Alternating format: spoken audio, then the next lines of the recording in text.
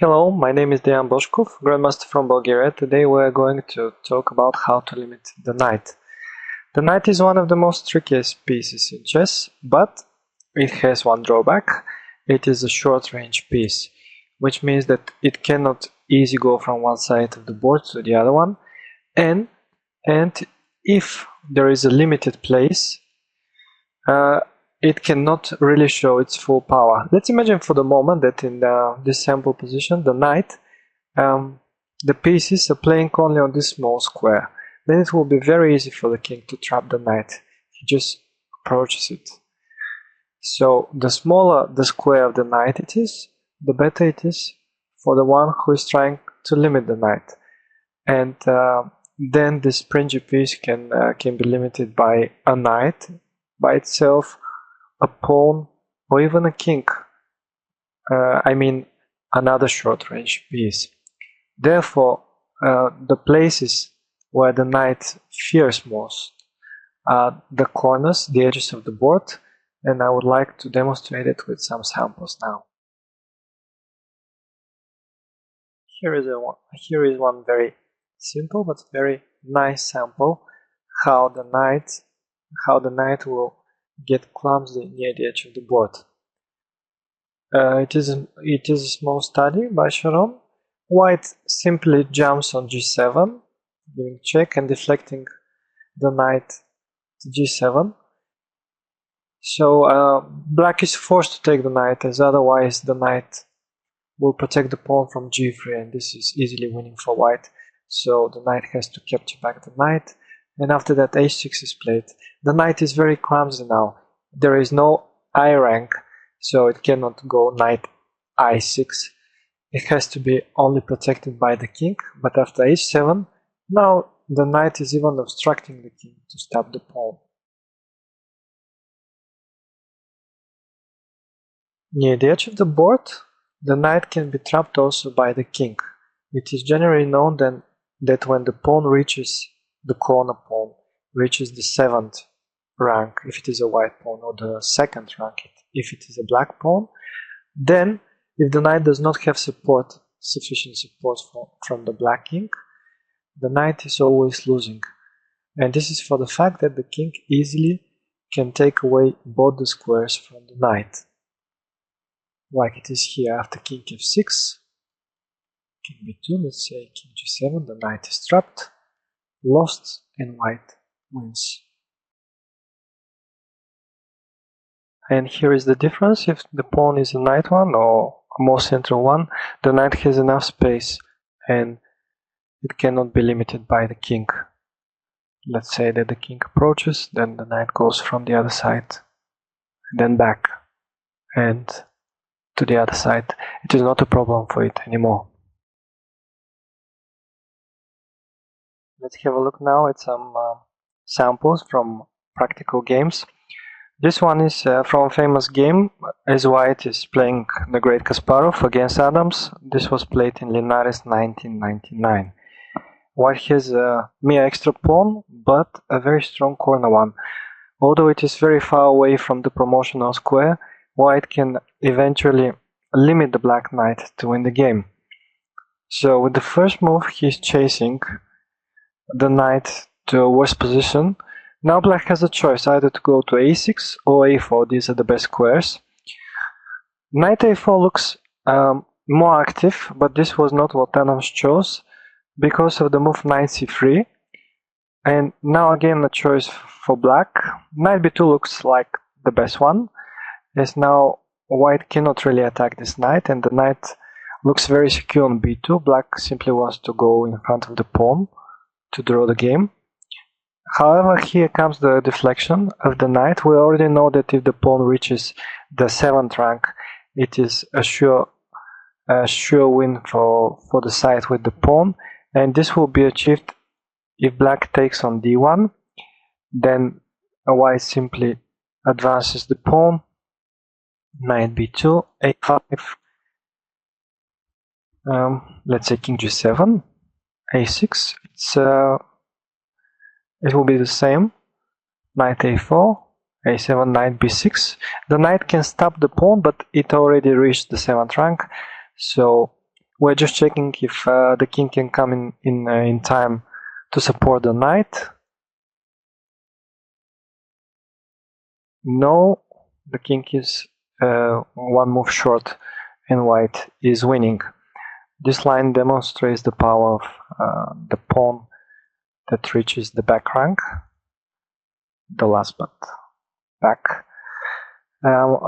Black had another choice after knight d1. He could have gone back, knight a4, but this will not save the game. After king c4, white is already threatening to trap the knight. The white knight is controlling the square c3 and b2, and white already threatens to take the other two squares with king b5. Knight b6 check is the only move. Then white wins some tempos. Knight c8 to advance the pawn. a4, king g7, a5, king f7, king c6.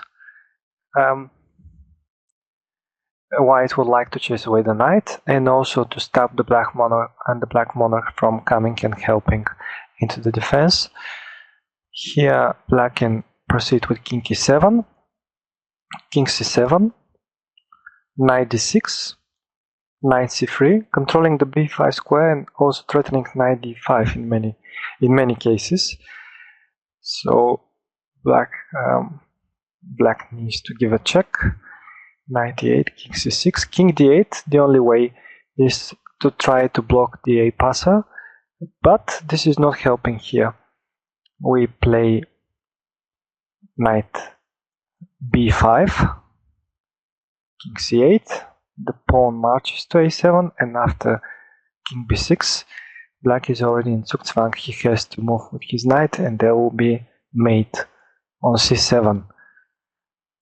This was if black has defended with the move knight a4 after first move king d4. The other defense was seen in the game. It was the move knight a6, to which Kasparov centralized the king. King d5. Note the great way that white is using his pieces. Out of 4 squares, he is already taken 3 from the knight. King g6. Knight d4, very important move. You will see why in a minute. King f6, king d6, also very important move. Domination. White is dominating against both the black king and the black knight. Again, there are not too many squares left for the knight, and it cannot already escape. For if knight b8, there is knight c6. A knight a6 only move. Knight b4 and the knight is already trapped. The squares are defended by the king and the knight. And also the move that Adams chose into the game, the move king f7, is losing because of knight e6. The knight now is taking away some squares. And black resign here. For the line, okay, the king cannot approach with king e8 because of the fork. Then a pawn is going into a queen. And if black tries something like knight b8, there is the move knight c5. All the squares are taken away from the black knight. And after king e8, king c7, the knight is finally trapped. Even with equal material on the board, the knight can be easily dominated if it is somewhere in the corner, like it is in that case. This is a study by Braun. It is white to move. Black wants to escape with the knight on f6, so eventually on h6. So the first move, and also king g7 is an idea for black, so the first move is a must for white. The king is taking away the e7, but also the f6 squares. Knight h6 check, king f8. The knight is controlling the escape routes by the black counterpart, so black needs to go back. There is no other way. Knight g4. Now there is a full domination against the black knight, and black has an only move. It is the move h6 to give some space for his pieces. For the tricky line knight h6, hoping for knight takes h6 stalemate is not really working, as white is not forced to take the knight, but he can simply play knight e5, and then black has to be mated on the next move. Knight somewhere, knight f7 mate. Therefore, h6 is the only move. King f7, king h7, knight e5, king h8.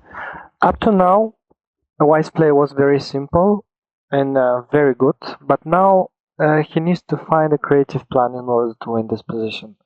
Indeed, black has only moves to make with the king h8 and king h7, but unfortunately for white, he cannot win or lose a tempo with his knight. If it was black to move now, he will be forced to play king h7, and then after knight g6, he will be forced to play a move. He will be into a zugzwang, and he will lose the knight. But if white has to play only with the knight, he cannot gain a tempo or lose a tempo with the knight. This is one of the drawbacks of this piece. Therefore, he has to find the good plan, and that plan is first he needs to transfer the knight to e8. From e8, the knight is defending the f6 square, but it is also taking away the g7 square from the black king. King h7, king e6, and now the king is the one who will lose a tempo, or win a tempo as you like it, by making a triangle on the squares d7, e7 and e6, keeping an eye on the e7 square, the escape route for the black knight. So king e6, black has nothing to do. We just triangulate, then we come back, and now the knight has to go to either to g6 or to f8. We have lost the tempo, the rest is very easy. Knight c7, king h7, knight e6, knight f8, full domination, the knight has to move and black is losing.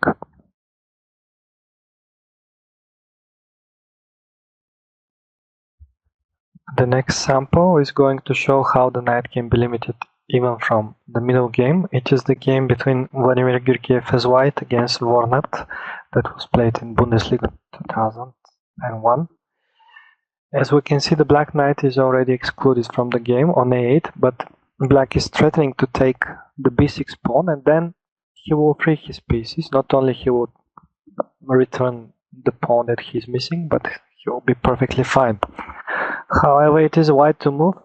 He has the move rook a7, and now because the e7 pawn is hanging, with this little tactical nuance, he is managing to hold the knight in his cage on a8. After queen d7,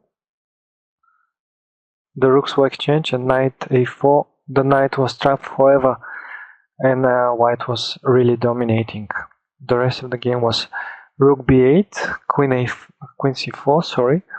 The queen can go to c6 in case of a need, and also to b5 to protect the pawn on b6. Also, that queen is not letting the counterpart to go to a6. Bishop d4, h3. Some useful moves by white.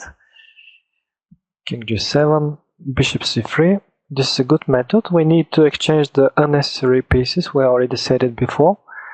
The more from these pieces are exchanged, the better it will be for the stronger side. Then it will become very obvious that the knight on a8 is doing nothing, and we will be practically playing a piece up.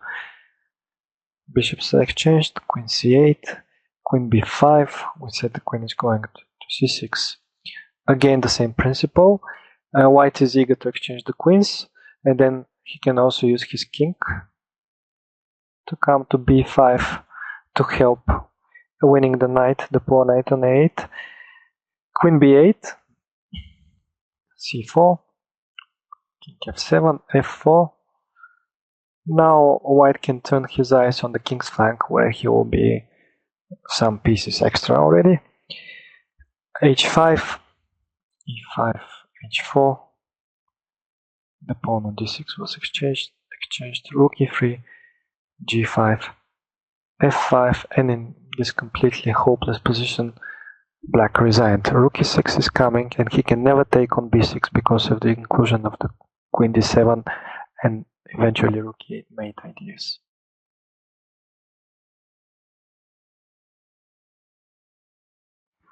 Now let's have a look at two short games to show that the knight can be trapped straight from the beginning. The first one is Matsukevich-Ustinov that was played in Moscow 1972. It is the Caracan. And the pawn of attack, knight f6, knight c3, e6, c5, bishop f7. Okay, the opening moves are not that interesting. b4, b6. This is one of the ways for black to create counterplay. He would like to break the pawn chain from his opponent with the move a5. However, here in this game he didn't do it in the best possible way. After c6, he retreated the knight on b8. The problem is that he is lacking time to take the pawn on b4, as he loses the knight with the check, but probably this was much better than the one that he did in the game. He went back with the knight on b8, and after c6 the knight was already trapped. He has no place to go. White is practically playing a piece up from now on. Actually, the game did not last for too long. Bishop f4 is an important move, as there is the threat c7, and this gives a chance for white to defend the pawn on b5 and to keep the domination. Queen b4, knight e2, knight e4.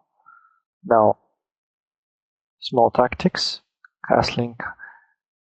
Black won a knight for a moment, but after c7, white is winning both the rooks. After c8 queen, black has to sacrifice both the rooks, and he resigned here. One more short and funny game in which Frank Marshall, playing as white, won by making only pawn moves against Rogozin in New York 1940. e4, c5, b4, a3, knight c6.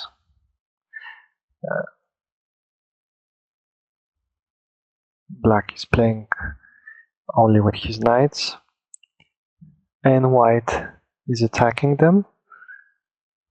e5, knight d5, active, but this is not very good. Knight f4, g3, and after f4 already the threat f5 is unstoppable. And yeah, it's funny. White played only with his pawns, and black has no salvation. He cannot save the knight, as after knight c7 there is f5, knight takes e5, d4. The knight is trapped in the center of the board, so he resigned.